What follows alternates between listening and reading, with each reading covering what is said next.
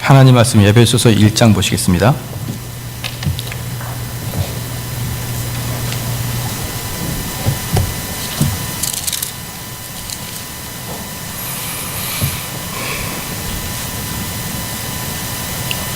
에베소서 1장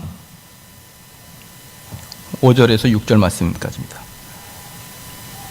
에베소서 1장 5절 6절 말씀 다 같이 한 목소리로 합독하시겠습니다. 그 기쁘신 뜻대로 우리를 예정하사 예수 그리스도로 말미암아 자기의 아들들이 되게 하셨으니 이는 그의 사랑하시는 자 안에서 우리에게 거저 주시는 바 그의 은혜의 영광을 찬미하게 하려는 것이니라. 아멘. 오늘은 주보의 뒤에 보면은 하이델베르그 요리문답 제18문 하겠습니다. 제18문을 하겠습니다. 제가 문을 읽으면 답을 읽어주십시오.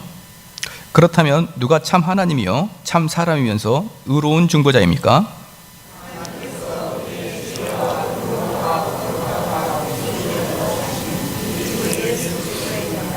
예, 오늘은 18문을 설교하겠습니다.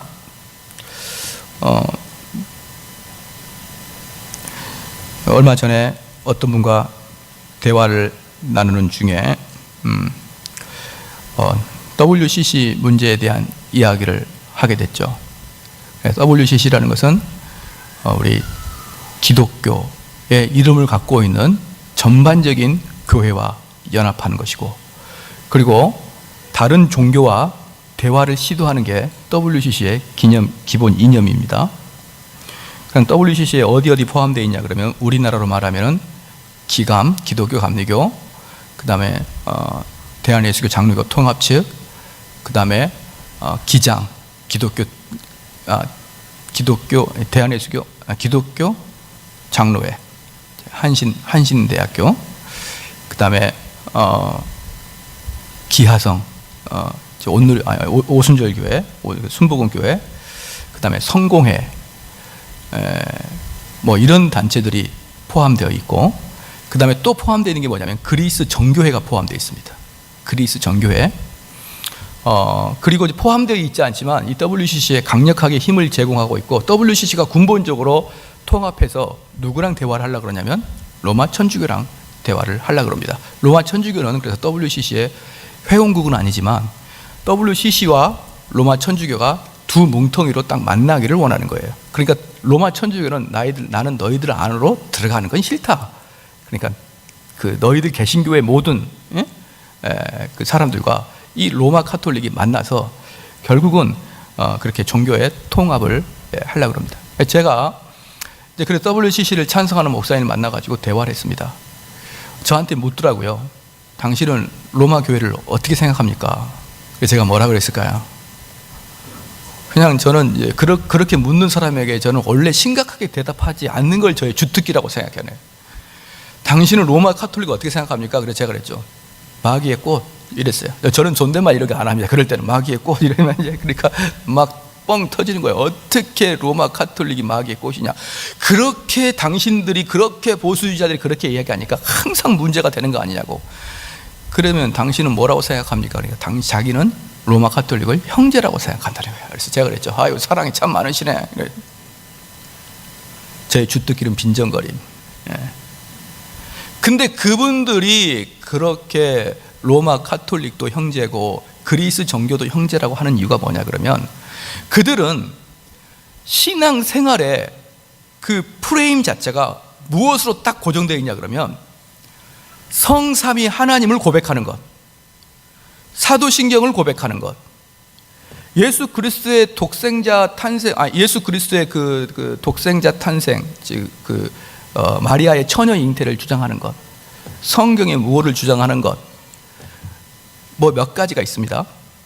그것을 아멘이라고 받아들이면 형제다라고 이야기하는 거예요.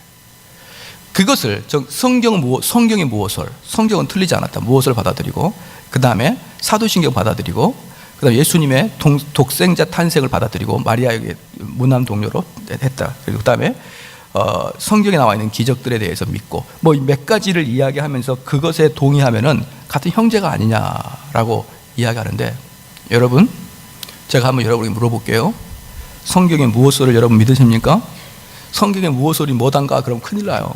성경은 절대 1.1획도 틀리지 않았다. 그걸 무오설이라고 하는 것입니다. 성경의 무오설. 성경은 틀리지 않았다. 여러분, 성경 틀리지 않았다고 믿습니까? 예. 아니요, 요한계시록은 좀 틀린 것 같은데요. 뭐 그런 분 계시나요? 그런 분들은 이단이죠.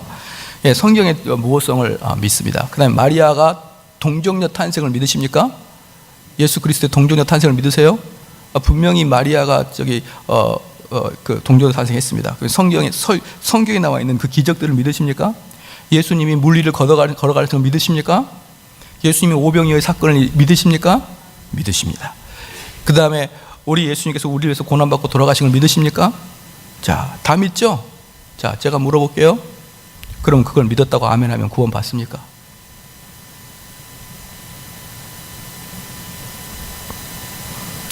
이제 여러분 다 구원 받았네? 예. 제가 말씀드리고 싶은 게 바로 그겁니다. 그거 다 동의할 수 있다. 내가 성경의 무엇을 믿고 우리 예수 그리스도 동정녀 탄생을 믿고 성경의 기적을 믿으면 그 믿음 기적 때문에 내 목에 칼이 들어옵니까? 안 들어옵니까? 들어오지 않는다. 전부 다 말로만 네 거려도 우리는 이미 이단을 탈피할 수 있습니다. 그런데 그것을 네 했다고 해서 내가 믿음이 있느냐? 그건 아니라는 거예요. 로마 카톨릭이 다 동의한다 그렇게 해서 그들의 본질이 바뀌는 건 아닙니다.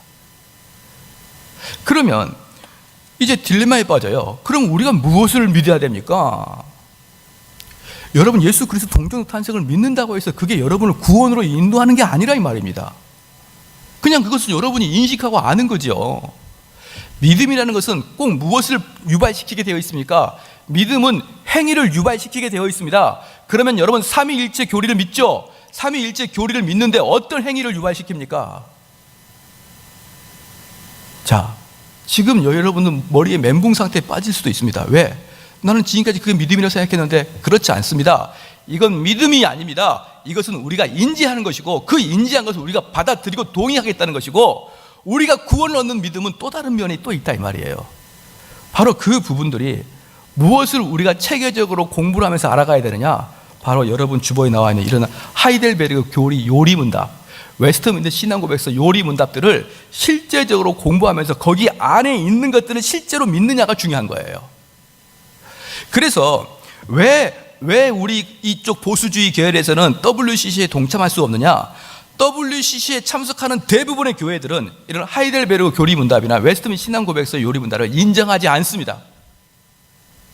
그들은 이렇게 많은 그 교리들이 있으면은 교회가 연합되지 못하고 교회가 파산된다고 이야기합니다. 그러나 중요한 게 뭐냐면 교회의 연합이 중요한 게 아닙니다. 중요한 것은 그리스도와의 연합이 중요한 것입니다. 우리가 다른 교회랑 연합해서 무엇을 할까요? 우리가 다른 교회랑 같이 하나가 돼서 무엇을 하겠습니까? 중요한 것은 우리가 다른 교회랑 연합한다고 해서 여러분들의 영혼이 그리스도와 연합하는 것은 아니라 이 말입니다. 그런데 많은 사람들은 교회와 교회의 연합에 대해서 대단히 크게 의미를 두고 있는데, 교회와 교회가 크면은 뭐 밖에 안 됩니까? 등치만 커지는 거예요. 등치만 커졌지 그들이 무엇을 할 수 있습니까? 그 안에 생명력이 있어야 될 거 아닙니까? 그 생명력은 어디에서 일어나느냐? 나와 그리스도의 연합에서 일어나는 것입니다. 그러면 나와 그리스도의 연합은 어떻게 일어나느냐?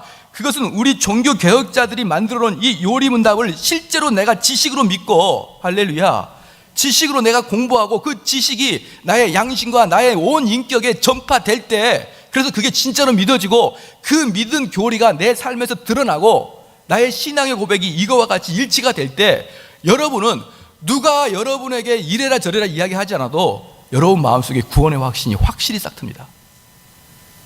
구원의 확신은요, 착각하지 마십시오. 바울이 다메섹 도상을 말 타고 달려가는데 하늘에서 번개가 치면서 여러분의 눈을 컴컴하게 해가지고 구원이 너에게 임했다 이렇게 올 거라고 생각하십니까? 그것은 바울이기 때문에 그렇게 하신 거예요. 실제적으로 어떻게 우리가 구원의 확신을 갖느냐? 하나님 말씀은 실천해 나갈 때 하나 한 발 믿음에 의한 행동을 해 나갈 때 여러분 마음속에서 내가 구원받은 백성이구나. 그걸 아는 것이에요. 내가 수련회 가서 얘들아 막 찬양하는데 주님 이 땅에 오셔 막 찬양한다. 와, 선교사 될 사람 손들어. 다 손들어요. 그냥 막 뿅 가게 해놓고 손들어. 그 다음에 꼭 하는 거 있습니다. 구원의 확신 받은 사람 손들어. 다 손들어. 너 왜 안 드니? 잘 모르겠는데 들으면 돼. 해서 다 듣고 딱 끝나고 집에 갈 때 진짜 이게 구원 받은 건가? 이렇게 생각하는 경우가 대단히 많습니다. 그래서요, 사랑하는 성도 여러분, 우리는 이 믿음의 조상들, 종교개혁자들이 하나하나 만들어 놓은 그 믿음의 교훈들을 여러분의 신앙과 일치시켜야 되는 것입니다. 그냥 머리로서만 아는 게 아니라 여러분의 영혼과 마음까지 그것을 실제적으로 동의하고 내가 그런 방법으로 살아가기를 원하는 마음으로 살아갈 때 그때 드디어 여러분의 구원의 확신이 이루어지는 것입니다. 절대로 이렇게 생각하지 마십시오. 나는 구원받았다고 확신하자. 이렇게 생각하면 나중에 그 힘이 얼마나 약하겠습니까? 그래, 내가 구원받았다고 확신하자. 그래 버리면 나중에 우리가 하나님 전에 갈 때 얼마나 내 마음이 두렵겠습니까? 진짜 내가 구원받았을까? 아니면 내가 진짜 내 스스로만 마인드 컨트롤하고 있었던 거 아니야? 내가 세뇌당하고 있었던 거 아니야? 내가 진짜 구원받았을까? 라고 하면서 여러분 나이가 들어가고 늙어가고 이제 하나님 앞에 갈 때가 가까워지면 더 두려워지는 거예요. 그래서 구원의 확신은요, 누구로부터 받았다 안 받았다 이렇게 듣는 게 아닙니다. 목사님, 저 구원 받았을까요? 안 받았을까요? 저도 모릅니다. 묻지 마세요. 하나님께 물어봐야 됩니다. 어떻게? 여러분의 말씀에 순종을 해나갈 때 스스로 생기게 되어 있다 이 말입니다. 왜 내가 이렇게 변했지? 내가 왜 이렇게 하나님 말씀에 따라 순종하려고 하는 것이지? 그것들이 여러분 내면에 싹트기 시작하면 내가 변했구나. 확실히 변했네. 목사님, 제가 변한 것 같아요. 왜? 어떻게 변했니? 과거에는요 그렇게 기도하고 싶지 않더니 지금은 막 기도하고 싶습니다. 목사님 왜 그러죠? 성령의 역사인 것입니다. 그것들이 여러분 마음속에 계속 중보가 되면요, 증폭이 되면은 그러면 여러분 마음속에 스스로 생기는 겁니다. 제가 언젠가 말씀드렸지만 권투 선수들은 링에 올라가서 시합을 합니다. 그런데 권투 선수들의 승부는 어디에서 갈리느냐? 링 밑에서 승부가 갈립니다. 어떻게? 링 올라가기 전까지 연습한 게 그 사람의 승부를 가르죠. 그리고 링 위에서는 뭐만 합니까? 내가 연습을 많이 안 했구나, 그 결과를 보는 겁니다. 내가 연습을 충분히 했구나, 그 결과를 링 위에서 보는 것이에요. 그러면 권투 선수들은 거의 대부분 두 가지 중에 한 가지 때 자기들의 승부를 합니다. 첫 번째 언제냐? 링 올라가기 전에 이미 결정이 납니다. 자기 마음속에도. 그래서 연습을 많이 한 사람은 싸움을 하고자 하는 마음이 충전이 여기까지 되는 것이고, 연습을 못한 사람은 불안합니다. 두 번째, 또 어디서 승부가 결정되느냐? 권투하기 전에 눈싸움 할 때. 그때 이미 승부가 70% 이상 결정이 됩니다. 그리고 그 승부를 잽 맞아가면서 당해가면서 내가 이럴 줄 알았다 이러면서 죽는 거예요. 그러므로 우리 성도들이 언제 구원의 확신을 받습니까? 죽을 때 받는 거 아닙니다. 죽기 전에 여러분 다 알아요. 여러분 스스로가 내가 구원받은 자인지 구원받지 않는 자인지 스스로 알게 되어 있습니다. 믿으십니까? 믿으셔야 되는 거예요. 우리가 죽었을 때야 비로소 죽어 보니까 내가 구원받았구나 그렇게 되는 게 아니고, 이미 죽기 전에 내 구원의 상태에 대해서 정확하게 알 수 있습니다. 내가 구원받았다는 걸 명확하게 알 수 있다 이 말입니다. 그러면 우리가 이제 오늘 우리가 볼 것은 중보자에 관해서 우리가 좀 볼 것입니다. 이것도 결국은 우리의 그 믿음의 핵심 중에 하나이기 때문에 아주 중요한 것입니다. 중보자에 관한 교리는 하나님의 영광과 또한 우리의 위로와 긴밀하게 연결되어 있는 것으로서 조심스럽게 살펴봐야 됩니다. 그래서 우리가 오늘 중보자의 필요성에 봤는데, 첫 번째 중보자란 무엇인가? 이걸 보겠습니다. 중보자는요,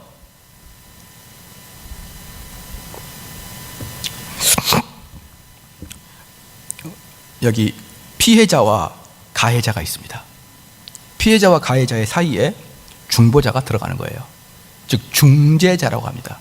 중보자, 그러니까 좀 신앙적인 냄새가 나니까 신앙적인 냄새 빼고 중재자, 그 다음에 부동산 중개업자 같이 중개업, 중개자, 이 사람이 끼어 들어갑니다. 누구와 누구 사이에? 피해자와 가해자 사이에. 그래서 이 중개자가 가운데서 조정을 합니다. 그러죠? 이 당사자가 직접 만나지 않습니다. 당사자가 직접 만나면 일이 이루어지지 않습니다. 중개업자가 일을 추진하는 것이죠. 그래서 이 중개업자한테 내 이 건물을 1억에 팔아주세요 라고 이야기하고, 이 사람은 그 건물을 5천만 원에 사주세요 이렇게 이야기하면 또 이 중개업자가 가가지고 1억은 너무 많지 않습니까? 7천만 원 해주세요. 5천만 원은 너무 적지 않습니까? 7천 해주세요. 해가지고 만든 게 중개업자 아닙니까? 그것처럼 중보자라는 개념은 이런 중개업자라는 말입니다. 그러면 피해자와 가해자의 사이에서 중보자가 누구냐? 우리 예수 그리스도인데, 가해자를 위해서 피해자에게 가서 간청하는 것이겠습니까? 피해자를 위해서 가해자에게 가서 간청하는 것이겠습니까? 무슨 말이 안 나오네. 이 중보자가 피해자를 위해서 가해자한테 가겠습니까? 가해자를 위해서 피해자한테 가겠습니까? 시작. 예. 피해자, 그럼 어떻게 하란 말이에요? 피해자를 위해서 가해자한테 갈까요? 가해자를 위해서 피해자한테 갈까요? 가해자를 위해서 피해자한테 가는 거예요. 내 아들이 저놈을 두들겨 팼습니다. 그러면 중개자는 이 가해자를 위해서 피해자한테 가서, 야, 걔 용서해 줘라. 걔 알고 보니까 집안이 아주 힘들더라. 그 집안의 아버지 보니까 세부도 나가가지고 어릴 때부터 계속 혼자만 가가지고 걔가 성격이 그렇게 됐어. 아주 힘들던데 그냥 그래도 너가 다쳤으니까 치료비하고 위로비 좀 줄게. 그냥 합의 봐라. 다 가해자를 위해서 피해자한테 가는 것입니다. 그래서 중보자는요, 가해자를 위해서 피해자한테 가는 것입니다. 그리고 이 중보자가 또 하는 게 뭐하냐 그러면, 야, 그만 침대에서 일어나라. 내가 손해배상을 얼마나 해줄게. 안 돼. 나 이거 이빨 깨지고 이거 안 되겠어. 한 5천만 원 주십시오. 야, 그 집이 말이야 너무 가난해. 한 2천만 원을 하자. 그래서 손해에 대한 보상을 이야기하게 되겠습니다. 그죠? 그 다음에 세 번째, 가해자가 다시 그 가해를 반복하지 않을 것을 보증하는 것이에요. 야, 그 녀석 욱하는 성질이 있어서 그렇지 원래 착한 놈이야. 내가 이제부터 다시는 걔가 그런지 못하도록 내가 보증할게. 내가 내 이름 걸고 보증할게. 만약에 그 녀석이 또 그러면 내가 1억 줄게. 할렐루야. 1억의 은혜를 받으실 거예요. 그리고 가해자와 피해자를 가가지고 서로 감정 상한 것을, 야, 이제 화해해라. 손잡고 화해해라. 이게 바로 중보자의 일입니다. 이게 바로 우리 예수님께서 하신 일입니다. 자, 그러면 우리 예수님이 누구와 누구 사이에 있습니까? 시작. 하나님과 인간 사이에 있습니다. 하나님과 인간 사이에 이들은 서로 관계가 이제 완전히 찢어져 있습니다. 서로 원수된 상태입니다. 그럼 여러분께 묻겠습니다. 누가 피해자입니까? 시작. 왜 우리는 물어보면 대답을 안 하고 쳐다만 보십니까? 누가 피해자입니까? 하나님이 피해자예요. 하나님이. 바로 저와 여러분이 하나님을 가해한 사람들입니다. 누가 우리 예수님의 못을 박았습니까? 오른손을 들어봅시다. 오른손을. 그 손으로 여러분이 예수를 못 박았어요. 여러분이 지금 아멘 할렐루야 2000년 전에 지금 태어나서 다행이죠. 2000년 전에 유대에서 태어났으면 여러분들이 못 받고 있을 거예요. 아이고, 이 인간 빨리 죽어야 돼. 왜? 그때 하나님이 선택한 특별한 사람 12명을 빼고 다 도망갔으니까. 우리는 아마 예수님 못 받고 있을 것입니다. 피해자와 가해자, 누가 피해자다? 우리 하나님이 피해자다. 그래서 구약에서 우리 하나님이 이스라엘 백성한테 뭐라고 그러냐면, 내가 도대체 너희들한테 잘못한 게 뭐가 있냐 이 말이에요. 응? 내가 너희들한테 포도도 주고 내가 너희들한테 건강도 주고 내가 너희들한테 다 줬는데 도대체 내가 너희들한테 잘못한 게 뭐냐? 와서 변론해보자. 우리 하나님이 우리한테 그렇게 말씀한 것입니다. 내가 도대체 너한테 잘못한 게 뭐냐? 따져보자. 우리는 하나님을 가해한 가해자입니다. 그래 놓고 나서 뭐라 그러냐면, 하나님 왜 이렇게 내 잘 되는 걸 못 보나요? 왜 이렇게 내 삶을 힘들게 하나요? 나 이렇게 자꾸 하면 저도 다른 생각이 있어요. 저도 교회를 안 나갈 생각이 있어요. 하나님 조심하세요. 한 번만 더 기회를 드릴 테니까 하나님 저한테 복을 줄든가, 아니면 저 영원히 교회를 안 나가든가, 그런 걸 보게 될 것입니다.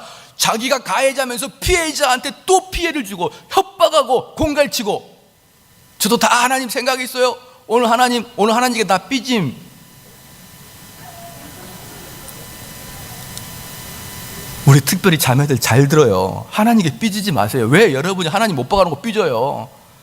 한참 못 박은 다음에 망치로 손가락 딱 치라고, 하나님 왜 나를 보호해 주지 않나요? 삐졌어요. 왜 손가락 보호해 주지 않나요? 우리는 가해자입니다. 피해자는 하나님입니다. 그래서 우리 예수님께서 하나님 편에 가가지고 말합니다. 가해자를 위해서 간청합니다. 하나님, 저 인간들이, 우리 예수님이 마지막 십자가 돌아가서 뭐라고 했습니까? 하나님 저들을 용서하소서, 저들은 자기의 하는 일을 모르나이다. 하나님께 찾아갑니다. 하나님 저 대원이를 용서해 주십시오.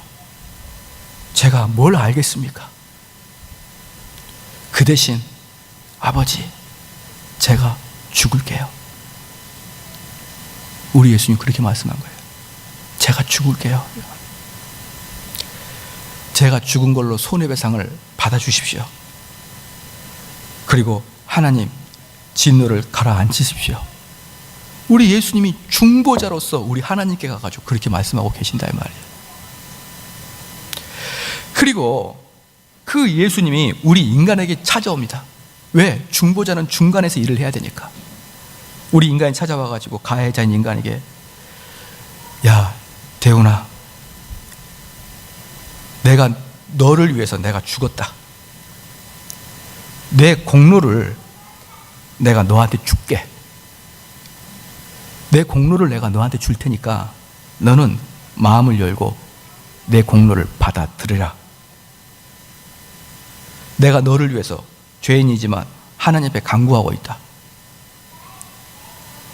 하나님의 호의를 받아들일 수 있도록 내가 지금 작업하고 있으니까 너는 마음을 열고 나를 받아들여라. 그게 뭡니까? 내가 너에게 믿음을 주겠다 이 말이에요. 내가 너에게 믿음을 줄 테니까 그 믿음으로 나를 받아들여라. 그래서 우리 하나님은 성부 하나님께 가가지고, 하나님 제 용서해 주십시오. 제 아무것도 모릅니다. 그 대신 제가 죽을 테니까 그 공로로 하나님 화를 부으십시오. 그리고 우리 인간한테 와가지고, 얘야 나는 너를 위해서 하나님께 말씀했는데 너는 도대체 그것을 회복할 수 없다. 왜? 하나님에게 너무 큰 죄를 졌기 때문에. 그러니까 내가 너를 위해서 대신 죽었으니까 그 공로를 너가 받아들이는데, 그냥 받아들이는 게 아니고 믿음이란 도구를 통해서 받아들여라. 자, 그게 바로 우리 중보자 예수님께서 하시는 일이었습니다. 그 다음에 두 번째, 그게 바로 중보자라는 개념이에요. 그러므로 사랑하는 성도 여러분, 우리들에게 중보기도라는 단어는 어색한 단어입니다. 그죠? 중보기도는 오직 우리 예수 그리스도만 중보기도 하시는 것입니다. 그럼 우리는 다른 사람을 위해서 하는 기도를 무슨 기도라고 했죠? 도고기도입니다. 다른 사람을 위해서, 다른 사람의 문제를 위해서, 다른 사람의 연약함을 위해서, 우리 대한민국의 문제를 위해서 기도하는 것을 도고기도라고 하는 것이고, 실제적으로 중보기도는 중보자이신 예수 그리스도만이 하시는 것이고, 지금도 우리 예수 그리스도는 중보기도를 우리 성부 하나님 옆에서 이야기하고 계시는 것입니다. 자, 그분의 직분, 이제 우리 주님께서 좀 더 구체적으로 우리 하나님에게 가서 무슨 이야기를 하는지 좀 더 구체적으로 보겠습니다. 이제 피해자 하나님께 가서 우리를 위해서 아버지께 간구하시고, 우리 죄가 우리에게 책임으로 지워지지 않도록 간구하십니다. 그리고 자신을 보상으로 드려냅니다. 그리고 우리 예수님께서 자신이 죽으심으로 말미암아 무엇을 합니까? 우리에 대한 형벌을 자신이 스스로 받습니다. 왜? 우리가 죽어야 됩니다. 왜 우리가 죽어야 됩니까? 죄를 지었기 때문에 그랬습니다. 왜 죄를 죽으면 죽습니까? 죄의 싹은 사망이기 때문에 그러는 것입니다. 죄의 싹은 사망이기 때문에 죄를 진 모든 사람은 죽어 마땅하는 것입니다. 그 죽어 마땅한 것이 무엇입니까? 우린 영원한 형벌 지옥에 간다는 말입니다. 그런데 우리 주님께서 나를 위해서 대신 죽으심으로 말미암아 그 죽음을 죽을 수밖에 없었던 것입니다. 그래서 다섯 번째, 우리가 다시는 죄로 하나님을 거스르지 않게 우리 예수님께서 보장을 해주셨습니다. 죄는 이제 제가 보증합니다. 여러분, 우리 옆 사람 사업할 때 보증하면 됩니까? 안 됩니까? 시작. 안 된다고 제가 수차 이야기했는데 꼭 보증 쓰고 와서 목사님 기도해 주세요. 거기 사업 망하고 있어요. 그런 사람 나타나면 기도 안 해줍니다. 애초부터 보증을 해주지 마십시오. 목사님 꼬마 때부터 친구인데요. 꼬마 때 친구가 아니라 꼬마 때부터 어른이라 그래도 보증을 쓰지 마십시오. 할렐루야. 그래도 꼭 한두 분 보증 서요. 그런데 우리 예수님은 여러분을 위해서, 저를 위해서 하나님 앞에 보증을 섰습니다. 우리한테 그렇게 보증을 쓰지 말라 그래 놓고 그 보증을 쓰지 말라는 그 하나님이 우리를 위해서 하나님 앞에 보증을 쓰세요. 내가 죄를 보증하겠습니다. 다시는 하나님을 거스리게 하지 않겠습니다. 그래서 여섯 번째, 그의 성령과 영생을 우리에게 주심으로써 그 약속을 우리 속에 이행하신다. 이게 중요합니다. 그러면 자, 한번 볼까요? 우리 예수님께서 여러분들이 이제 죄를 짓지 않게 하기 위해서 우리 하나님께 보증을 섰는데, 그럼 우리 예수님께서 여러분을 그냥 보고만 있겠습니까? 그렇지 않아요. 안 그렇습니다. 우리 예수님께서 여러분에게 죄를 짓지 않도록 해야 됩니다. 그게 뭐다? 성령을 보내주시는 겁니다. 할렐루야. 성령을 여러분 마음속에 보내주셔서 여러분이 죄를 이제 많이 짓지 않도록, 우리 인간은 육의 몸을 입고 있으므로 죄를 완벽하게 짓지 않는 것은 못합니다. 우리 인간은 절대로 죄를 안 지고는 못 삽니다. 그러나 치명적인 죄, 반복되는 죄에 대해서는 여러분들이 졸업을 해야 됩니다. 그것을 위해서 우리 예수님께서 우리에게 오셔가지고 무엇을 하느냐? 성령을 우리에게 주심으로, 그 성령이 우리 안에 들어오심으로 말미암아 예수님이 하나님께 약속했던 그 보증이 이루어지는 것이에요.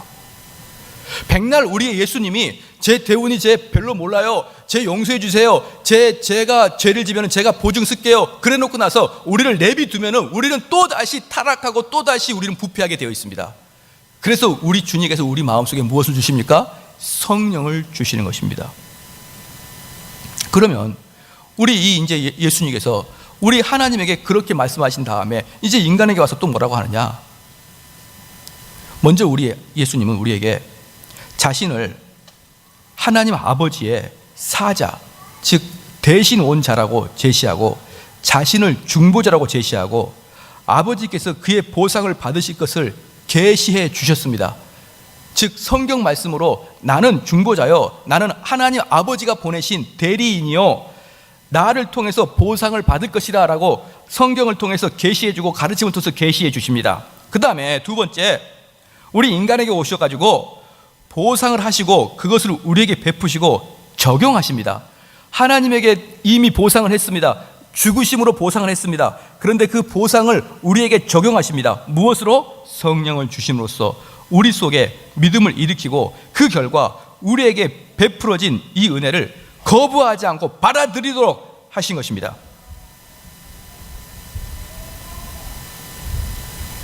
할렐루야. 성령님을 우리에게 주십니다. 그러므로 사랑하는 성도 여러분, 성령은 누가 보냅니까? 예수님이 보내시는 거예요. 성령님은 예수로부터 발출한다. 그게 조직신학적 용어예요. 예수님이 자신의 보혜사 또 다른 영을 보내시는 겁니다. 누구한테? 시작. 선택한 백성들에게 보내시는 거예요. 선택한 백성에게 어떤 사람이 선택됐습니까? 하나님이 태초부터 선택하여 예수에게 줬던 그 선택한 백성들에게 그들을 위해서 예수님이 대신 죽고 그들의 공로를, 그 예수 그리스도의 공로를 우리한테 적용시킬 때 그냥 적용시킨 게 아니라 성령을 통해서 적용시키는 것이고, 성령이 마음속에서 발동하여 무엇이 생깁니까? 믿음이 생기는 것입니다. 할렐루야. 그러므로 성령으로 말미암아 우리 죄를 버리고 새 생명을 시작하도록 하십니다. 자, 이거랑 아주 흡사합니다. 우리 하나님께서 우리 몸을 만드신 다음에 이 몸이 그냥 떼약볕에 있으면은 이틀이면 새카맣게 썩기 시작하죠. 일주일이면 냄새가 풀풀 나죠. 그러면 우리 이 몸을 냄새가 나지 않고 계속 이 살을 유지하기 위해서는 무엇이 들어오면 됩니까? 생명이 들어오면은 우리는 70년, 80년까지 몸이 썩지 않고 살아갑니다. 근데 생명이 나가게 되면 일주일이면 시커멓게 썩어버리는 것이죠. 마찬가지로 우리 하나님께서 우리가 부패하지 않고 죄짓지 않기 위해서 새로운 생명님, 성령님을 우리에게 주심으로 말미암아 우리는 부패하지 않고 살아간다 이 말입니다. 할렐루야. 우리 예수님께서 중보자에서 지금 이것을 진행하고 계신다 이 말입니다. 그 다음에 믿음과 순종으로 이 화목의 상태 속에 보존되도록 하시며, 또한 우리가 타락하지 않도록 마귀들과 원수들과 심지어 우리 자신까지도 대적하여 우리를 보호하신다. 그 다음에 예수님께서 우리를 어떻게 하시느냐? 믿음과 순종의 상태가 우리 마음속에서 나타나기 시작하는 것이에요. 순종의 상태. 그러므로 봅시다. 믿음과 순종은 항상 함께 갑니다. 맞죠? 그럼 제가 물어볼게요. 여러분, 삼위일체의 교리를 믿으면 어떤 순종이 나옵니까? 네, 안 나오죠. 또 하나, 우리 예수님은 완전한 신이시고 우리 예수님은 완벽한 인간이시죠. 우리 예수님은 참된 신이고 우리 예수님은 참된 인간입니다. 자, 이것을 예수 그리스도의 양성이라고 이야기합니다. 자, 이 교리를 믿으십니까? 자, 그걸 믿으면 여러분의 행동에 어떤 순종이 유발됩니까? 그거 보십시오. 이 순종이 유발되지 않는 믿음들은 우리가 인정하고 동의하고 받아들이는 것이지, 그것이 우리의 구원을 이루는 믿음과는 거리가 멉니다. 구원을 이루는 믿음은요, 여러분의 순종이 유발되게 되어 있습니다. 자, 그러면 조금 더 이야기해 보겠습니다. 그러면 정말 그 순종이 뭐냐? 우리에게 타락하지 않도록 마귀들과 원수들과 심지어 우리 자신까지도 대적하도록 우리에게 누구를 주십니까? 성령을 주십니다. 믿으십니까? 그럼 여기서 이제 믿음이 나타나는데, 어떤 믿음이 나타나냐?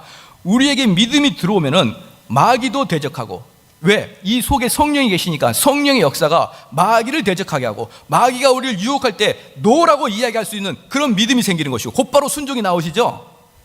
그 다음에 많은 사람들, 심지어 원수들까지도 우리를 공격할 때 그거에 대해서 낙담하지 않고 노라고 할 수 있는 믿음이 생기죠. 심지어 우리 자아가 나를 유혹하고 내 자아가 내 속에서 욕심을 부릴 때 내 자아조차도 십자가에 못 박아버리는 그 순종, 그게 구원과 연관된 믿음이에요. 그게 그리고 성령이 내 안에 들어와서 하시는 일이고, 그러므로 성령이 내 안에 들어온 사람들은요, 죄를 한 번, 두 번, 세 번 질 수 있습니다. 왜? 우리의 육은 살아있으니까. 그런데 그게 한 번, 두 번, 세 번 질 때마다 수갑을 생각해 보십시오. 쟤는 수갑을 차보지 않았지만 차본 사람들의 이야기가 자꾸 움직이면 뭐합니까? 조여 온다고 하지 않습니까? 뭐 몇 번 차보신 분이 계신 것 같아요. 보니까 조여 와요, 이 수갑을 차면. 그러니까 수갑을 찰 때는 안 움직이게 됩니다. 마찬가지로 우리 마음속에 성령님이 계시는데 우리가 죄를 가지고 자꾸 움직이면 성령이 우리를 조여옵니다. 그럼 그 역사가 어떻게 됩니까? 죄가 짓기 싫어지는 거예요. 그 죄가 짓기 싫어지는 거란 말입니다. 왜? 그 죄를 지면 아프니까. 그 죄를 지면 성령이 내 양심을 푹 찌르니까 그 죄를 차라리 안 짓고 그 찔름을 안 당하는 게 낫다 싶어가지고 죄를 안 짓는 겁니다. 그게 바로 성령이 내 마음에 계시다는 결정적인 증거라 이 말이에요. 성령이 내 마음에 계시면 죄를 안 짓는다 이게 아닙니다. 계속적인 매번 짓는 죄가 점점 약해지더니 나중에 죄가 안 지어져 버리는 것이에요. 그게 성령이 우리 안에서 하나님과 연합하게끔 작동하시는 것이고, 자, 그렇게 성령이 내 마음에서 그렇게 나를 찌르게 되면 그럼 어떻게 됩니까? 행동으로 순종하는 모습이 나타나게 된다 이 말입니다.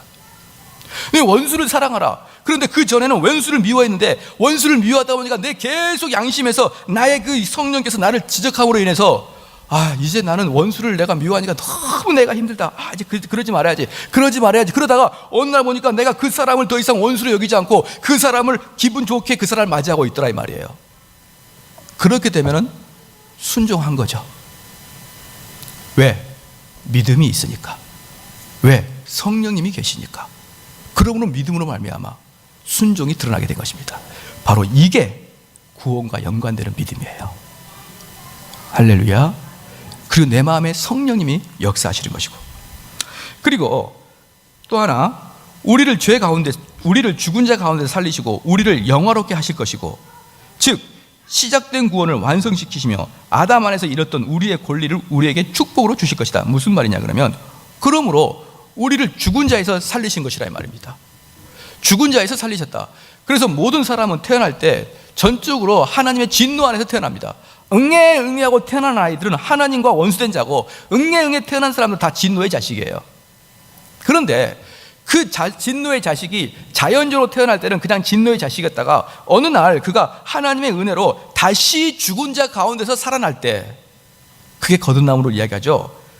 그럴 때 죽은 자에서 살아난 사람은, 하나님이 한번 살리신 사람은 그 살린 사람을 끝까지 데려간다 이 말이에요. 끝까지.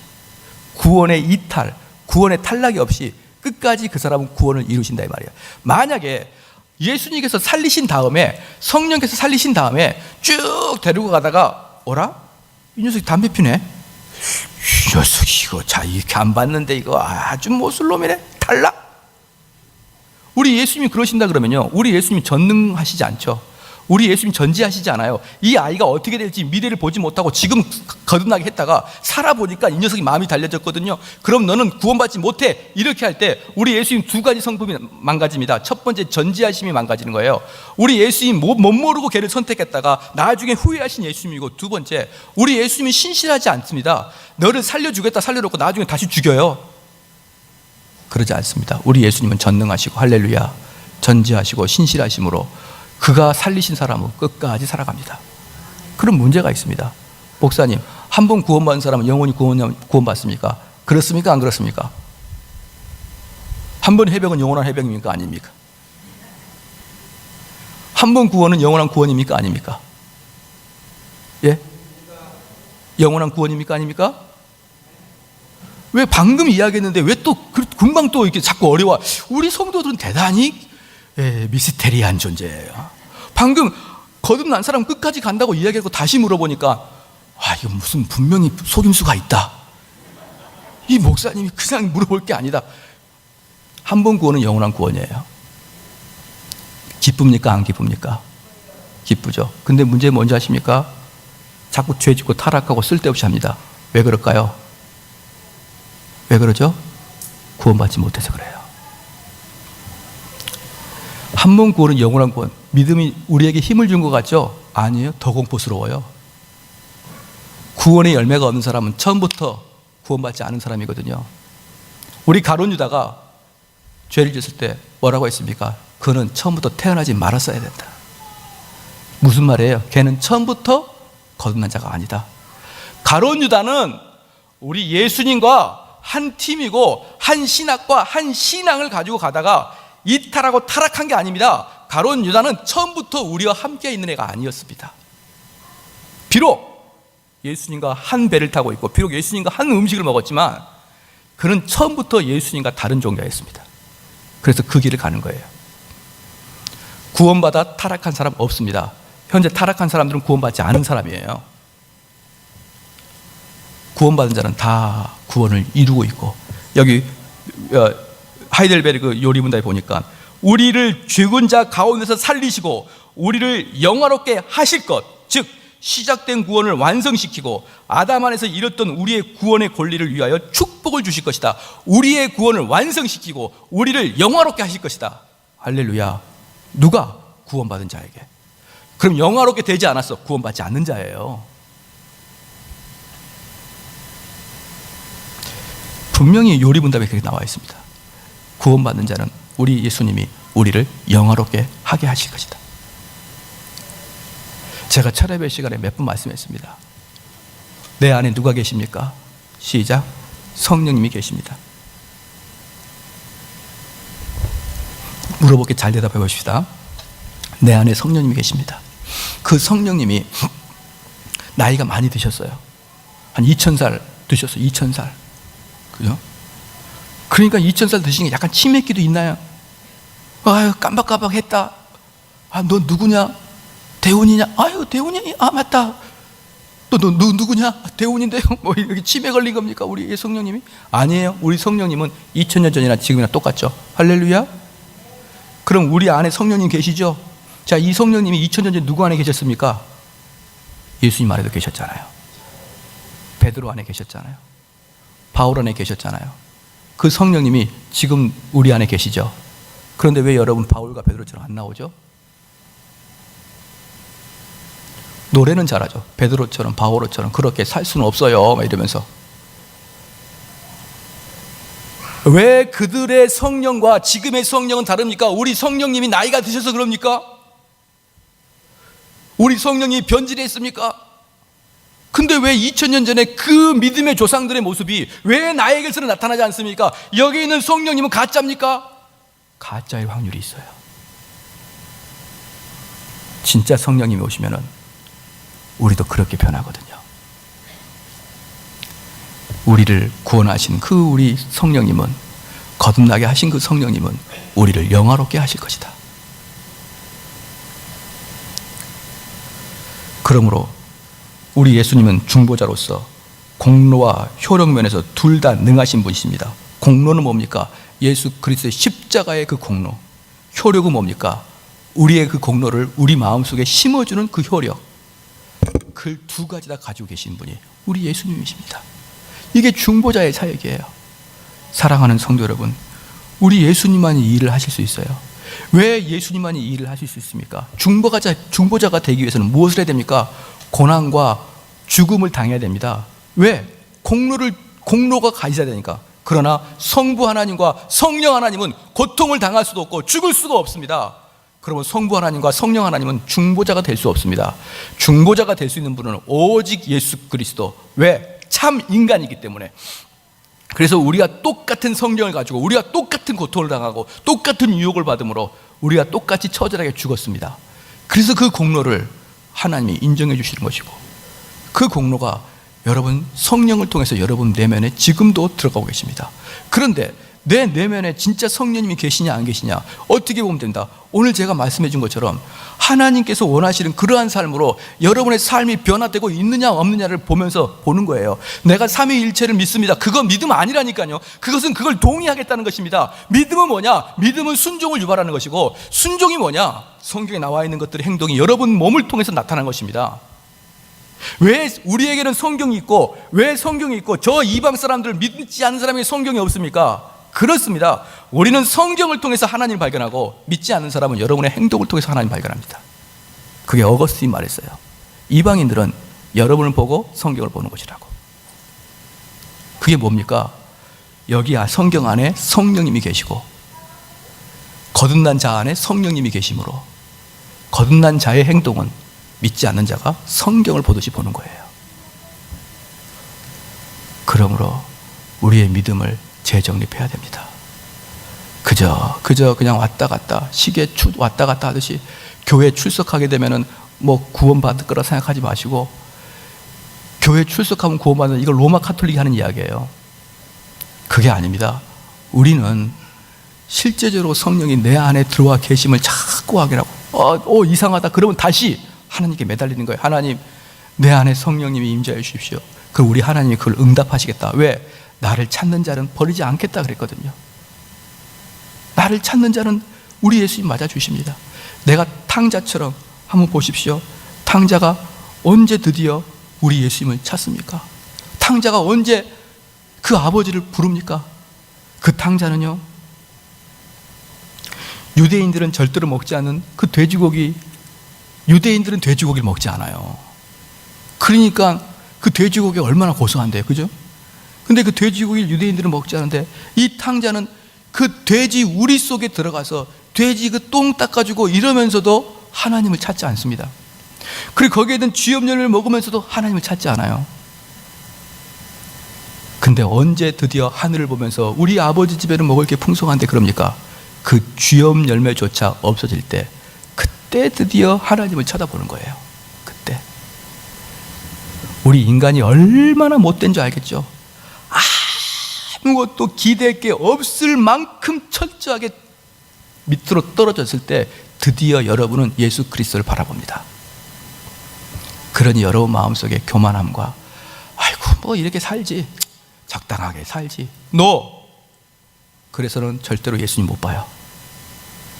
여러분 마음속에 적당한 만족, 적당한 위로, 적당한 어떤 교만, 요만큼 하면 됐지, 뭐 이렇게 큰지 안 지고 살고 평범하게 사는 거지, 뭐 인생 다 그럴 건지, 그렇게 사는 사람 절대로 예수 그리스도 안 봅니다. 예수 그리스도 보는 사람들은 여러분이 완전히 망할 수밖에 없구나, 화로다 나여 망하게 되었도다, 이런 사람들, 실제적으로 그런 고백이 마음속에 드러나온 사람들, 그런 사람들만 우리 예수님 보고 갑니다. 그 전에는요 전부 다 거들떠보도 안 봅니다. 그 탕자가 그렇게까지 타락하고 그렇게까지 누추함에도 불구하고 끝까지 예수님 안 보잖아요. 마지막에 굶어 죽을라 그러니까 그때야 얼굴 들어서 아버지 집을 생각하지 않습니까? 그래서요, 교인들 중에 그 마음속에 교만함이 있다? 그건 교인은 아닙니다. 왜? 그리스도를 안 보는 사람이니까. 여러분 이렇게 머리를 이렇게 숙이고 다니네. 이렇게 머리를, 나는 좀 교만한 사람이야, 속마음에도 나는 괜찮은 사람이야, 그걸 쭉쭉 빼시고 하나님 말씀으로 겸손해지기를 주의 이름으로 축원합니다.